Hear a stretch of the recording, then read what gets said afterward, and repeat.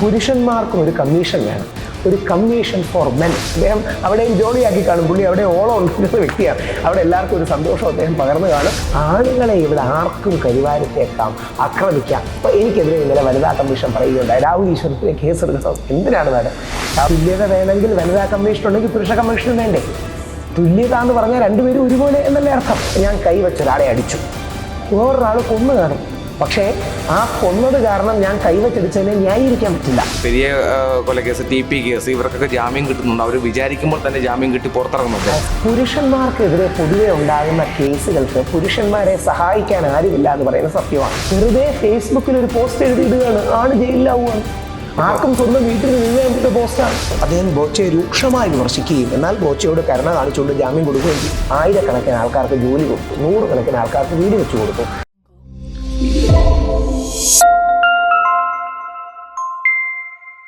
നമസ്കാരം Rahul Easwar.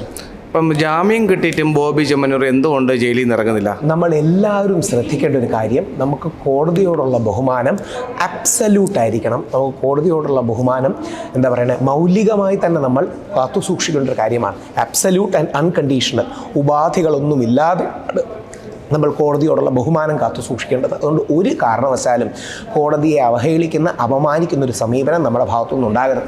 Justice PV കുഞ്ഞികൃഷ്ണനെ പോലെ വളരെ പ്രഗത്ഭനായ ഒരു ജഡ്ജിയാണ് ബോച്ചയുടെ ജാമ്യം കൊടുത്തത്. അദ്ദേഹം ബോച്ചയെ രൂക്ഷമായി വിമർശിക്കുകയും എന്നാൽ ബോച്ചയോട് കരുണ കാണിച്ചുകൊണ്ട് ജാമ്യം കൊടുക്കുകയും ചെയ്യും. വേണമെങ്കിൽ 3-4 ദിവസം കൊണ്ട് ജയിലിൽ പിടിച്ചിടാമായിരുന്നു. പക്ഷേ ഇത് അവഹേളിക്കുന്നതിന് തുല്യമായില്ലേ? അദ്ദേഹം അത് ചെയ്തില്ല. അത് കോടതിയുടെ മെഗ്നാനിമിറ്റിയാണ്, കോടതിയുടെ വിശാല മനസ്കതയാണ്. അതുകൊണ്ട് തന്നെ ബോച്ച ഇന്ന് രാവിലെ പറയുന്നുണ്ടായിരുന്നു, ബോച്ച ഇത്രയും കാര്യങ്ങളൊന്നും അറിഞ്ഞില്ല, 1 കോടി രൂപ ജയിലിലെ ഇൻമേറ്റ്സിന് വേണ്ടി റിമാൻഡിൻ്റെ തുകയായിട്ട് കൊടുക്കാൻ ബോച്ചെ മുമ്പോട്ട് വെക്കുകയായിരുന്നു, അവരോട് സംസാരിച്ചിരിക്കുകയായിരുന്നു. ഒക്കെ അറിയില്ല ശരിയാണോ തെറ്റാണോ എന്ന്. പക്ഷേ കോടതിയെ പ്രകോപിപ്പിക്കുന്ന ഒരു സ്റ്റാൻഡും നമ്മുടെ ഭാഗത്തുനിന്ന് ഉണ്ടാകരുത്. അത് പൂർണ്ണമായും തെറ്റാണ്.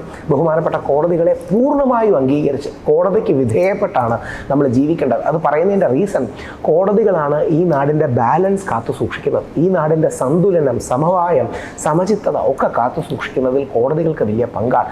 അതുകൊണ്ട് ബോച്ചെ കോടതിയോട് മാപ്പ് പറയണം, ബോച്ചെ കോടതിയോട് ഖേദപ്രകടനം നടത്തണം. ഖേദപ്രകടനം നടത്തിയാൽ പോരാ, മാപ്പ് പറയണം. ബോച്ചെ അതിശക്തമായി തന്നെ കോടതി പറയുന്ന എന്ത് നടപടി ചെയ്യണം. കോടതി ഒരുപക്ഷെ ഇടയ്ക്കൊരു കമ്മ്യൂണിക്കേഷൻ ഗ്യാപ്പൊക്കെ ഉണ്ടാകാതിരിക്കാൻ സാധ്യതയുണ്ട്. ആ ബോച്ചയോട് കനിവ് കാട്ടുമെന്ന് കരുതുന്നു. ബോച്ചെ ഓൾറെഡിക്ക് ജാമ്യം കൊടുത്തിട്ടുണ്ട്. അതുകൊണ്ട് കോടതിയെ ദേഷ്യപ്പെടുത്തുന്ന, പ്രകോപിപ്പിക്കുന്ന ഒരു നിലപാടും ബോച്ചയുടെയോ ബോച്ചയുടെ ഭാഗത്തുനിന്ന് ആരുണ്ടായാലും. ഒരു വരി കൂടി, ഇത് ദീപാവലിയോ ഇതൊന്നും അല്ലല്ലോ പടക്കം പൊട്ടിക്കാൻ, ദീപാവലി വിഷു ഒന്നും അല്ലല്ലോ. ബോച്ചയുടെ മറ്റൊരവസരത്തിൽ പടക്കം പൊട്ടിക്കാം, മറ്റൊരവസരത്തിൽ മാലയിടാം. അതായത് ബോച്ച എന്ന് പറയുന്ന മനുഷ്യൻ ലക്ഷക്കണക്കിന് ആൾക്കാരെ രക്തദാനത്തിലേക്ക് കൊണ്ടുവന്നു, ആയിരക്കണക്കിന് ആൾക്കാർക്ക് ജോലി കൊടുത്തു, നൂറുകണക്കിന് ആൾക്കാർക്ക് വീട് വെച്ചു കൊടുത്തു.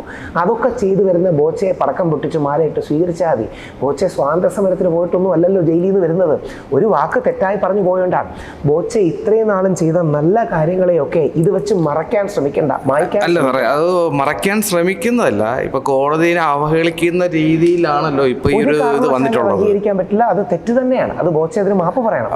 ബോച്ചയ്ക്ക് ജയിലിന്റെ പുറത്ത് നിന്ന് വേണമെങ്കിൽ സഹ തടവുകാരെടുത്ത് കമ്മ്യൂണിക്കേറ്റ് ചെയ്യാനുള്ള ഒരുപാട് അവസരങ്ങളുണ്ട്. പക്ഷെ ഇത് മനഃപൂർവ്വം ബോച്ചെ ജയിലിൽ നിന്ന് കോടതി വിധിയെ തന്നെ ഇന്നലെ വന്ന കുറച്ച് കമ്മ്യൂണിക്കേഷൻ ഗ്യാപ്പ് ഉണ്ടായും തോന്നി. കമ്മ്യൂണിക്കേഷൻ ഗ്യാപ്പ് എന്ന് പറഞ്ഞാൽ ബോച്ച പറയുന്നത് രാവിലെ 10 മണിക്കാണ് 9:45 എന്തോ ആണ് ബോച്ചയ്ക്ക് കിട്ടിയെന്നൊക്കെയാണ്. അപ്പൊ ഇന്നലെ എന്തെങ്കിലും കമ്മ്യൂണിക്കേഷൻ ഗ്യാപ്പ് ഉണ്ടായതാണെന്ന് എനിക്കറിയില്ല. ഇത്രയും വലിയൊരാളും വലിയൊരു വക്കീലും വാദിക്കുമ്പോൾ ഇതിന്റെ കമ്മ്യൂണിക്കേഷൻ ഗ്യാപ്പ് വരാനുള്ള ചാൻസ് കുറവാണ്. അതുകൂടാതെ തന്നെ 4:30 മറ്റേ എഴുത്ത് കിട്ടിയിട്ട് ജയിലിലേക്ക് എത്തിയപ്പം താമസിച്ചു എന്നൊക്കെ ആയിരിക്കാം ഒരു പക്ഷേ. പക്ഷേ രാമപിള്ള സാറിനെ പോലെ മുതിർന്നൊരു അഭിഭാഷകനാണ്, നമ്മളെല്ലാവരും ബഹുമാനിക്കേണ്ടതാണ്. കുഞ്ഞികൃഷ്ണൻ സാറിനെ പോലെ വലിയൊരു ജഡ്ജിയാണ്. അതുകൊണ്ട് കോടതിയെ ഏതെങ്കിലും തരത്തിൽ, കോടതിക്ക് നമ്മൾ അറിഞ്ഞോ അറിയാതെയോ തെറ്റിദ്ധാരണ പോലും പരത്തുന്ന തരത്തിൽ കോടതിയോട് പ്രകോപനപരമായ അല്ലെങ്കിൽ കോടതിയിൽ നിന്നുണ്ട് കോടതിയോട് ചെയ്യരുത്. അത് 100%, 100% 101% തെറ്റാണ്. അത് ബോച്ചെ ക്ഷമ പറയണം. അതായത് ഖേദപ്രകടനം നടത്തിയാൽ പോരാ, ബോച്ചെ ക്ഷമ തന്നെ കോടതിയോട് പറയണം. ബോച്ച ഇതുപോലെ ഹണി റോസിൻ്റെ അടുത്ത് ഇങ്ങനൊരു പ്രശ്നം ഉണ്ടായി, ബോച്ച ക്ഷമ പറഞ്ഞു, വീണ്ടും അടുത്തൊരു തെറ്റ് കാണിച്ച് വീണ്ടും ക്ഷമ പറഞ്ഞു. ഇനി ക്ഷമകൾ മാത്രം ഇങ്ങനെ പറഞ്ഞുകൊണ്ട് പോയി കഴിഞ്ഞാൽ രണ്ടും 2 ആംഗിളുകളാണ്. അതായത് ഹണി റോസിനോട് പറഞ്ഞത് ഒരു ദ്വയാർത്ഥ പ്രയോഗമാണ്. ബോച്ച അവസാനം ഞാനടക്കമുള്ള ഒരുപാട് പേർ പറഞ്ഞിട്ട് ബോച്ച പറയുകയുണ്ട് ഹണി റോസിന് വിഷമമുണ്ടെങ്കിൽ മാപ്പ് പറയും. പക്ഷേ ഇത് അതുപോലെയല്ല, ഇത് കുറച്ചുകൂടെ സീരിയസ് ആണ്. അതായത് ദ്വയാർത്ഥ പ്രയോഗം അങ്ങോട്ടും ഇങ്ങോട്ടും നമുക്ക് തർക്കിക്കാം, തെറ്റ് തന്നെയാണ്, ഇല്ലെന്നൊന്നുമല്ല. പക്ഷേ അങ്ങനെയല്ല, കോടതിയുടെ കാര്യത്തിൽ ഒരു ഗ്രേ ഏരിയ ഇല്ല.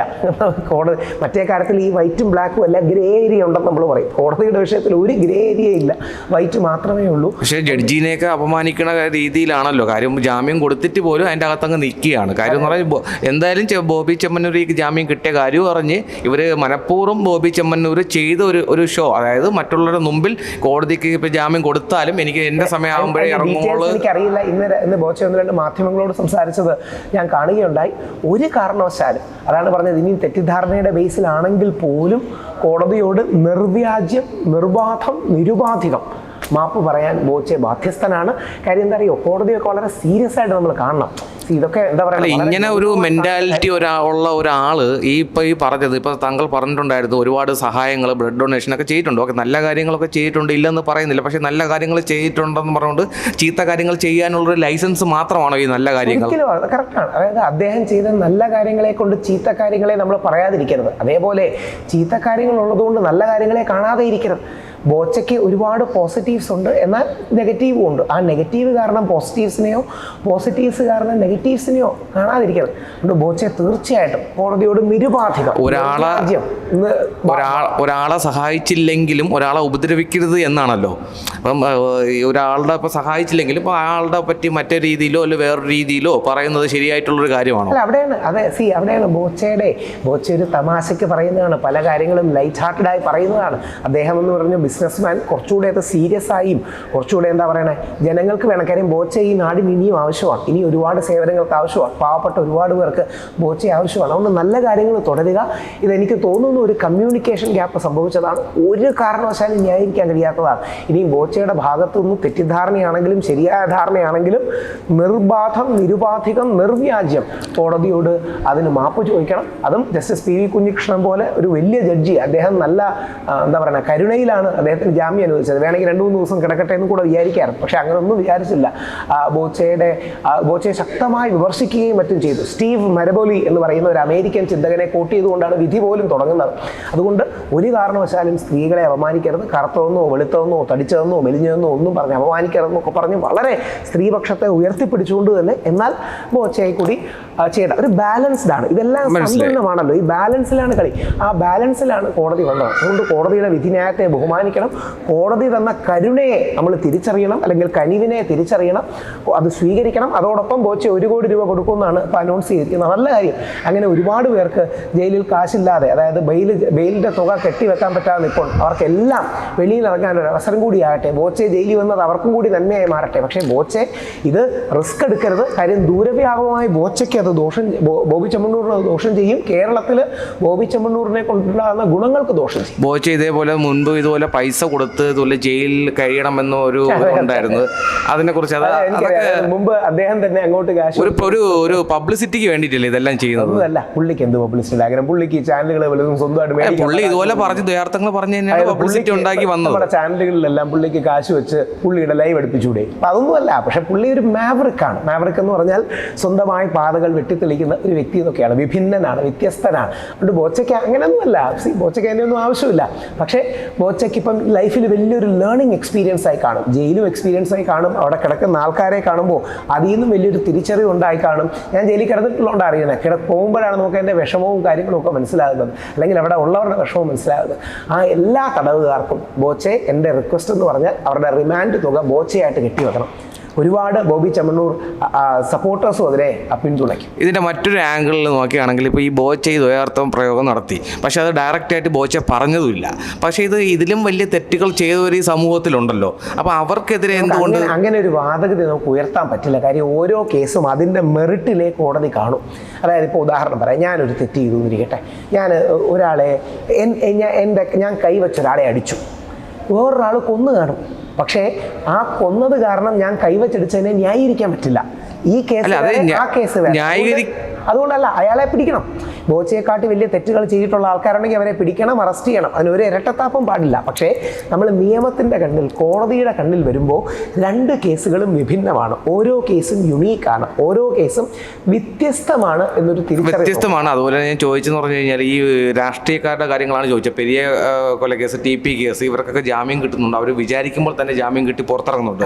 പക്ഷേ അതിനെ സംബന്ധിച്ച് കോടതി കൊടുക്കുന്ന ജാമ്യത്തെ കുറ്റം പറയാൻ നമുക്ക്, പക്ഷേ സർക്കാരിന്റെ സപ്പോർട്ട് സപ്പോർട്ടും കൂടെ ഉണ്ടല്ലോ, അല്ലാതെ ജാമ്യം കിട്ടത്തുമില്ല. കോടതി കൊടുക്കുന്ന ജാമ്യങ്ങളെ നമുക്ക് ആ രീതിയിൽ വിമർശിക്കേണ്ട. പക്ഷെ കമ്പയർ ചെയ്യാൻ കഴിയുന്ന കാര്യം എന്താ അറിയാമോ? പുരുഷന്മാർക്കെതിരെ പൊതുവെ ഉണ്ടാകുന്ന കേസുകൾക്ക് പുരുഷന്മാരെ സഹായിക്കാൻ ആരുമില്ല എന്ന് പറയുന്ന സത്യമാണ്. ഉദാഹരണം, നമ്മുടെ പ്രഗത്ഭനായ MLA എൽദോസ് കുന്നപ്പള്ളിയെ ഇതേപോലെ വ്യാജ പരാതി നൽകി പരമാവധി വേട്ടയാടി പുള്ളിയുടെ £1 കോടി തട്ടിയെടുക്കാൻ ശ്രമിച്ചു. അവസാനം കോടതി എൽദോസ് കുന്നപ്പള്ളിയെ അനുകൂലിച്ച് പറഞ്ഞു, ഹൈക്കോടതിയാണ്, ഇതെല്ലാം സിനിമാ കഥ പോലെ തോന്നുന്നു, എന്തോ ഇത് നിങ്ങൾ പറയണേന്ന്. എൽദോസ് കുന്നപ്പള്ളിക്കെതിരെ വ്യാജ പരാതി നൽകിയ സ്ത്രീക്കെതിരെ നടപടി സ്വീകരിക്കാത്തതുണ്ട്. അപ്പോൾ ആണുങ്ങളെ ഇവിടെ ആർക്കും കരിവാരത്തേക്കാം, ആക്രമിക്കാം. അപ്പോൾ എനിക്കെതിരെ ഇന്നലെ വനിതാ കമ്മീഷൻ പറയുകയുണ്ടായി, രാഹുൽ ഈശ്വറിനെതിരെ കേസെടുക്കണം. എന്തിനാണ് മാഡം രാഹുൽ ഈശ്വറിനെതിരെ എന്തിനാണ് കേസെടുക്കുന്നത്? ഓൾറെഡി ഹൈക്കോടതിയുടെ പരിഗണനയിലുണ്ട്. ഓൾറെഡി കേരള പോലീസ് ആ കേസ് പരിഗണിക്കുകയാണ്. സതീദേവി മാഡം കൂടെ ചാടി രാഹുൽ ഈശ്വറിനെതിരെ കേസെടുക്കണമെന്ന് പറയുന്നത് പുരുഷന്മാരെ ആർക്കും കയറി കൊട്ടാവുന്ന ചെണ്ടയായി മാറി. നമ്മളെ ആർക്കും കയറി കൊട്ടാം, ആർക്കും അപഹസിക്കാം, ആർക്കും അപമാനിക്കാം. ഇതേ ഹൈക്കോടതിയാണ് 2 മാസം മുമ്പ് പറഞ്ഞത് പുരുഷന്മാർക്കും ആത്മാഭിമാനവും അന്തസ്സും ഉണ്ടെന്ന്. അപ്പോൾ ആണുങ്ങൾക്ക് ആത്മാഭിമാനവും അന്തസ്സും ഇല്ലേ? ഒരു പെൺകുട്ടി വന്ന് 11 പേർക്കെതിരെ പരാതി കൊടുത്തു. ഒരു സ്ത്രീ വന്നിട്ട്, എല്ലാവർക്കും ഓർമ്മ കാണും എന്തായി കാര്യം, ചുമ്മാ വെറുതെ വന്നിട്ട് പരാതി കൊടുക്കും. വേറൊരാൾ 10 പേർക്കെതിരെ അതായത് വെറുതെ ഫേസ്ബുക്കിൽ ഒരു പോസ്റ്റ് എഴുതിയിടുകയാണ്, ആണ് ജയിലിലാവുകയാണ്. ആർക്കും സ്വന്തം വീട്ടിൽ എഴുതാത്ത പോസ്റ്റാണ്. എന്നിട്ട് എപ്പോൾ സംഭവിച്ചു? 20 വർഷം മുമ്പ് സംഭവിച്ചു. എങ്ങനെയല്ലെന്ന് തെളിയിക്കും സാർ. ഇത് ആണുങ്ങൾക്ക് വേണ്ടി സംസാരിക്കാൻ ഇപ്പോൾ ചുരുക്കം ചിലർ മാത്രമേ ഈ സമൂഹത്തിലുള്ളൂ. അപ്പോൾ ഇങ്ങനെ പോയി കഴിഞ്ഞാൽ മുന്നോട്ട് പോകുന്ന ഭാവിയിൽ എന്തായിരിക്കും ആണുങ്ങളുടെ സ്ഥിതി? ബുദ്ധിമുട്ടാണ്. അവിടെയാണ് ഞാനൊക്കെ പറയുന്നത്, നിങ്ങളടക്കമുള്ള പ്രമുഖ ചാനലുകളും പ്രമുഖ ഡിജിറ്റൽ മീഡിയ ചാനലുകളും റേസ് ചെയ്യേണ്ട ഒരു ആവശ്യം, പുരുഷന്മാർക്കും ഒരു കമ്മീഷൻ വേണം, ഒരു കമ്മീഷൻ ഫോർ മെൻ, അതായത് മെൻസ് കമ്മീഷൻ. ഈ എന്തുകൊണ്ടാണ് സ്ത്രീ വനിതാ കമ്മീഷൻ ഉള്ളത്? വനിതകൾക്ക് സമൂഹത്തിൽ പ്രത്യേകതരം പ്രശ്നങ്ങളുണ്ട്, ആ പ്രശ്നങ്ങളെ പരിഹരിക്കാനാണ്. അതേപോലെ കുട്ടികൾക്ക് വേണ്ടി ബാലാവകാശ കമ്മീഷനുണ്ട്. ഇതേപോലെ ആണുങ്ങൾക്കും വേണ്ടി കമ്മീഷൻ ഉണ്ടാകണം, പുരുഷ കമ്മീഷൻ.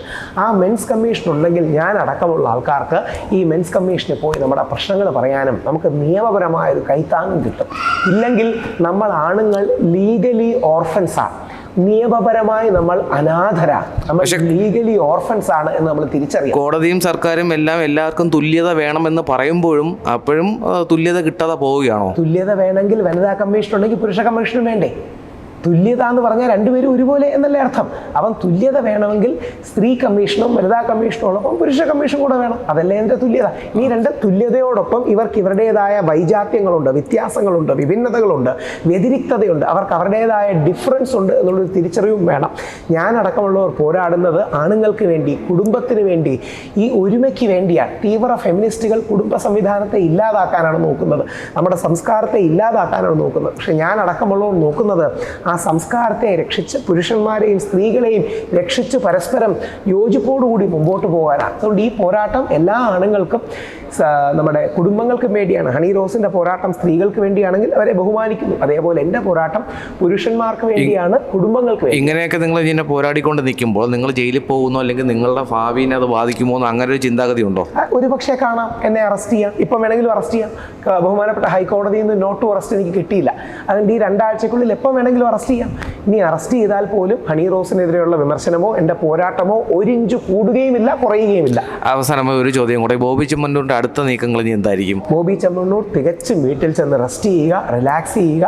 4-5 ദിവസം അദ്ദേഹത്തിന് ജയിലിലെ ഒരു ഡിഫറെൻറ്റ് എക്സ്പീരിയൻസ് ലഭിച്ചു കാണും. അദ്ദേഹം അവിടെയും ജോളിയാക്കി കാണും. പുള്ളി അവിടെ ഓളം ഉണ്ടാക്കുന്ന വ്യക്തിയാണ്. അവിടെ എല്ലാവർക്കും ഒരു സന്തോഷം അദ്ദേഹം പകർന്നു കാണും. കുടുംബത്തോടൊപ്പം സ്പെൻഡ് ചെയ്യുക. ഇന്ന് കോടതിയോട് നിരുപാധികം മാപ്പ് പറയുക, കണ്ടീഷനില്ലാതെ മാപ്പ് പറയുക. ജയിലിൽ കിടക്കുന്ന ആ പാവം റിമാൻഡ് പ്രതികൾക്ക്, കാശില്ലാത്തവരെ ബോബി ചെമ്മണ്ണൂർ എങ്ങനെങ്കിലും സപ്പോർട്ട് ചെയ്ത് പുറത്തിറക്കുക. അവരുടെ ജീവിതത്തിൽ അത് വലിയൊരു മാറ്റം ഉണ്ടാകട്ടെ. ബോബി ചെമ്മണ്ണൂറിന് ദൈവം ഏൽപ്പിച്ചു കൊടുത്ത നിയോഗം അതാണ്. അതായത് പരമാവധി ജനങ്ങളെ സഹായിക്കുക, അവരോട് സഹകരിക്കുക. അങ്ങനെ സന്തോഷപൂർവ്വം മുമ്പോട്ട് പോകാൻ കഴിയട്ടെ. നമ്മുടെ എല്ലാ ജീവിതത്തിലെ ഒരു ഡാർക്ക് എപ്പിസോഡിൽ നിന്ന് അതിജീവിച്ച് മുമ്പോട്ട് വരാൻ കുമാരി ഹണി റോസിനും ബോച്ചയ്ക്കും നമുക്ക് ഓരോരുത്തർക്കും കഴിയട്ടെ.